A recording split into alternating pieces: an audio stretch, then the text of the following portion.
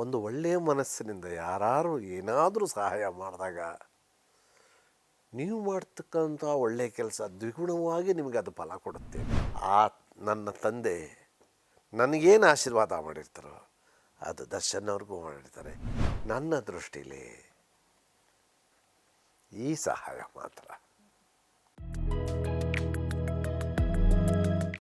Yes sir. ಈಗ ಅದನ್ನು ಬಿಟ್ಟು ತಮ್ಮ ವೈಯಕ್ತಿಕ ಬದುಕಿಗೆ ಬರೋಣ. ದರ್ಶನ್ ಸ್ವಲ್ಪ ಹೆಲ್ಪ್ ಮಾಡಿದ್ರು ಅನಿಸುತ್ತೆ ನಿಮಗೆ, ಹೌದಾ ಸರ್? ನಿಮಗೆ ನಾನು ನೇರವಾಗಿ ಹೇಳೋದು ಅಂತಂದರೆ, ಯಾರಿಗೇ ಆಗಲಿ ಒಂದು ಒಳ್ಳೆಯ ಮನಸ್ಸಿದ್ದಾಗ ಕಷ್ಟದಲ್ಲಿ ಪಾಪ ಬಿಟ್ಬಿಟ್ರು ಹಿಡಿದೆಬ್ಸೋ ಅಂತ ದೂರದಲ್ಲಿದ್ದರೆ, ಹತ್ತಿರದಲ್ಲಿದ್ದರೆ ತಾವೇ ಹಿಡಿದೆಬ್ಬಿಸ್ತಾರೆ.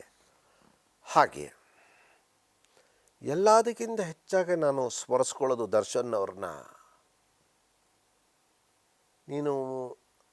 ಇದನ್ನು ಮಾಧ್ಯಮದಲ್ಲಿ ಅದನ್ನು ಹೇಳಬೇಡಿ, ಹೇಳಬಾರ್ದು ಅಂತ ಹಿಂದೆ 2-3 ಸಲ ಅವರು ನನಗೆ ಹೇಳಿದ್ದಾರೆ. ಯಾಕಂದರೆ ಗೌಪ್ಯವಾಗಿಡಬೇಕು, ಅದು ದೊಡ್ಡತನ ಅವ್ರದ್ದು. ಆದರೂ ನಾನು ನನ್ನ ತಂದೆಗೋಸ್ಕರ ನಾನು ಹೇಳಲೇಬೇಕಾಗತ್ತೆ. ನನ್ನ ತಂದೆ ತೀರ್ಕೊಂಡಾಗ ಅಂತಿಮ ದರ್ಶನಕ್ಕೆ ಅಂತ ನಾವು ಜವರೇಗೌಡ ಪಾರ್ಕಲ್ಲಿ ಅವರ ಪಾರ್ಥಿವ ಶರೀರ ಇಟ್ಟಾಗ ಬಂದರು, ನೋಡ್ಕೊಂಡು ಹೋದರು. ಆವಾಗ ನನ್ನ ಸುತ್ತಮುತ್ತಲೆಲ್ಲ ನಮ್ಮ ಚಿತ್ರರಂಗದವರು ಇದ್ದರು. ನಾನು ಅವ್ರ ಕಡೆ ಸುಮ್ಮನೆ ಬಂದಿದ್ದಕ್ಕೆ ಬಂದು ವೆಲ್ಕಮ್ ಮಾಡಿ ಮಾತಾಡಿಸ್ಬಿಟ್ಟು ಹೋದರು. ಅದೇನೋ ಎತ್ತೋ ಹಾಗೆ ಮಾಡಿ ನಮ್ಮ ಅಕ್ಕನ ಕೈಲಿ ದುಡ್ಡು ಕೊಟ್ಬಿಟ್ಟು ಹೋಗಿದ್ದಾರೆ. ಅದು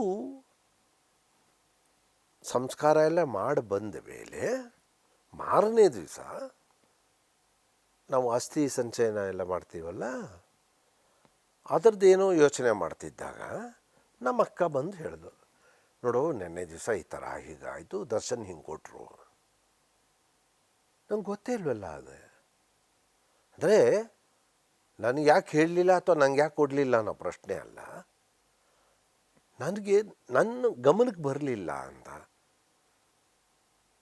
ಆ ಪುಣ್ಯಾತ್ಮ ಕೊಟ್ಟಂಥ ಹಣದಿಂದ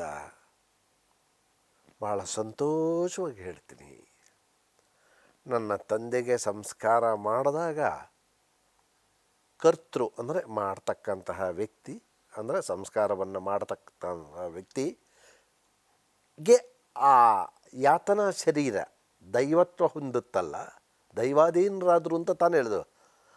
ಆ ದೈವತ್ವ ಹೊಂದಿದ್ದ ಆ ಒಂದು ಆತ್ಮ ನನಗೆ ಏನು ಆಶೀರ್ವಾದ ಮಾಡುತ್ತೋ ಅಷ್ಟೇ ಅವ್ರಿಗೂ ಮಾಡಿರುತ್ತೆ. ಯಾಕೆ ಅಂದರೆ ಅವರ ಅಸ್ಥಿನ ನಾನು ತ್ರಿವೇಣಿ ಸಂಗಮ, ಪ್ರಯಾಗರಾಜ್ ಅಂತ ಈಗೇನು ಹೇಳ್ತೀರ, ಮುಂಚೆ ಅಲಹಾಬಾದ್ ಅಂತಿತ್ತೋ, ಆ ಅಲಹಾಬಾದ್ ತ್ರಿವೇಣಿ ಸಂಗಮ ಅಂದಿನ ಕಾಲದಲ್ಲಿ ಸರಸ್ವತಿ ನದಿಲಿ ನಾನು ಬಿಡಬೇಕು ಅಂತ ಇಷ್ಟಪಟ್ಟಿದ್ದೆ. ಇಲ್ಲಿಂದ ಅಲ್ಲಿಗೆ ಹೋಗಿ, ಅಲ್ಲಿಂದ ಇಲ್ಲಿಗೆ ಬರೋದಕ್ಕೆ ಫ್ಲೈಟಲ್ಲಿ ಹೋಗಿ ಫ್ಲೈಟಲ್ಲಿ ಬಂದೆ. ಅದು 2 ದಿವಸದಲ್ಲಿ ಮಾಡಿತ್ತು.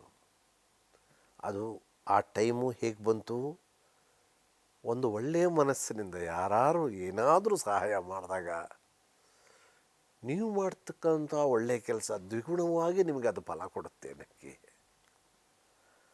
ಕುಂಭಮೇಳ ಇತ್ತು, ರಥಸಪ್ತಮಿ ದಿವಸ ಬಿಟ್ಟೆ. ಹೀಗೆಲ್ಲ ಆಗಿ ಯಾವ ಮಹಾರಾಜನಿಗೂ ಸಿಗದೇ ಇದ್ದಂಥ ಒಂದು ವರ ಅಂತ ಹೇಳ್ತೀರ, ಕೊಡುಗೆ ಅಂತೀರ, ದೇವರ ಆಶೀರ್ವಾದ ಅಂತೀರ, ಅದು ನನ್ನ ತಂದೆಗೆ ಸಿಕ್ತು.